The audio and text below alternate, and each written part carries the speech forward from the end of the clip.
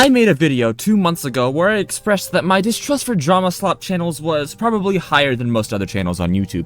You know the type, the ones that make mass-produced videos over drama, the ones that have thumbnails that are so similar that you can barely tell the difference between the channels, the ones that have hundreds of thousands of subscribers but like no personality to speak of. Yeah, those channels. I'm talking your Guamgos, your Duckies, those people. Yeah. Now, originally my video had several points as to why I had my suspicions for these channels. If you want to see all of the reasonings, I'll certainly link that video in the pinned comment. It's not that long of a watch. In summary, though, there are a few points that I made that where the content creators are just too fast to join in on a drama. They're more than likely doing it over money, over being an accurate journalistic source, at mass-producing videos, even maybe making up things at times or stretching out dramas to fill out the 8-minute mark for their videos. Now, for those of you who do not know, the 8-minute mark is kind of like the magical number on YouTube. It's the minimum requirement that someone has to reach for them to have mid-roll ads in their video. Essentially, more money. That's what it comes down to. The longer your video, the more money you're going to make on that video, and content creators like this tend to stretch their videos out to fill that 8-minute mark, far longer than the situation actually calls for a lot of the time. Now, in light of the recent Doomed by Fate drama that has come out, where, long story short, a 13-year-old named Blocks had claimed that the killer one by one had visual effects too intense for their 20-year-old friend named Kit, who had epilepsy and had, apparently, died due to a seizure caused by this. Now, I want to say right now that while this is an extremely big claim, there really wasn't much evidence to back it up, which is one of the reasons I didn't cover it myself. I didn't trust everything in the accusations were true. But, oh man, so many people were quick to jump on the bandwagon. I mean, who wouldn't, right? After all, it was the biggest drama in a long time. But honestly, the fact that the vultures of Roblox Dramasphere were so fast that I don't even think the drama had like enough time for there to be any reasonable research outside of just taking the dude's word for it. Now, to be fair, pretty much everyone believed this dude on the spot, which is kind of baffling to me with how little evidence there was. The whole thing was very unsubstantiated, but everyone was immediately there to make videos on it. Oftentimes, huge videos. Ones that would undeniably do well, even if the evidence was dubious at best. Anything for the money, though, right? See, the thing about a whole drama channel that covers this whole drama sphere on Roblox, you kind of have to treat the whole thing as almost journalism. The best example of a journalistic YouTuber that I can think of that actually does research is CoffeeZilla. I don't think a lot of these channels understand that when you're messing with topics so bad as this, you have to handle them with the utmost respect, right? Because if you don't, then one of two things will happen.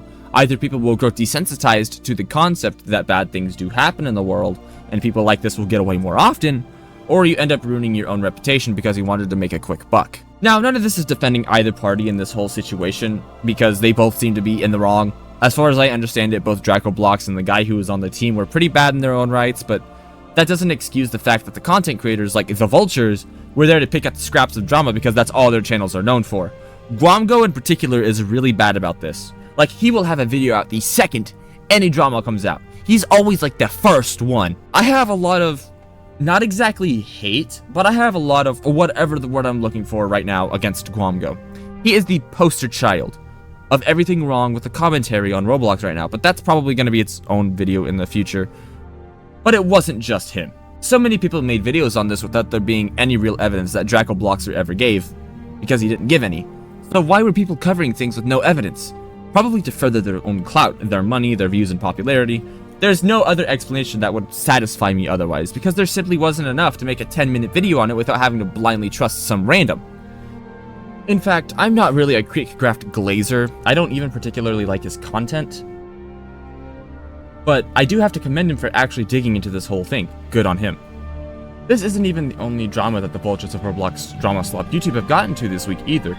Recently there was a document released about pressure. Now, I'm going to keep this segment very brief because the maker of the document, and I quote, "did not want this to be a call-out for drama. It's not entertainment and my life is not a show. If you're here to spectate, to screenshot, or for gossip, or to treat this like your new episode of the Roblox dev drama situation, please leave." Very clearly made their wishes known.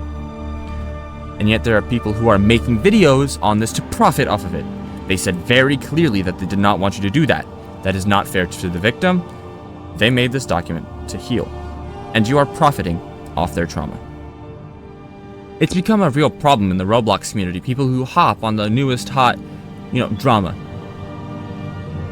They either go against the wishes of the victim who are actually hurt so that they can make their hour-long video and make bank with a damn near guaranteed paycheck, or they don't let a situation fully develop before making a video, probably so that they can make follow-up videos on the same situation. It's not ethical, and it's not right. I'm making this video to call out every single person who does this and gets away with it. Guamgo, Ducky, and any other person out there who is like this. This is one of the biggest things that grinds my gears about Roblox YouTube. The way these channels are set up, they don't leave someone with a lasting impression outside of the video most of the time, so there generally aren't even any repercussions from this style of video. I guess what I'm trying to say is that the Roblox content creator vultures who fly above and just wait for a single ounce of scrap of drama are a plague on the platform. Sadly, there isn't much that I can do about it or you can do about it, but I really needed to get this out there because if this continues happening, then more people are going to have their wishes gone against, and especially victims of abuse. You know, that's already happened once. To do it again, and just in a different way, can really damage them. I don't have an outro for this video. How do you even make an outro for a video like this? I don't know. I don't think you can. So I'll just leave a message for every one of these drama slop YouTubers. Oftentimes, you aren't furthering a situation. Sometimes you're actively making it worse. If you're going to be a journalistic source, then by all means be one. But that isn't what you're doing. You're not doing journalism. The next time a big drama comes out, actually put in the time to do research. That's the bare minimum of what you should do for a channel like this. And, you know, you could do all sorts of other things as well instead of having every word censored because you want it for profit. That's why they censored the videos, is for profit.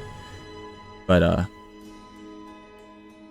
if they actually cared about a situation, they wouldn't censor it. Trust me, it'll do wonders for your reputation and goodwill, and probably your views too. Yeah, I don't have an outro for this, so I'm just gonna shut the video off here.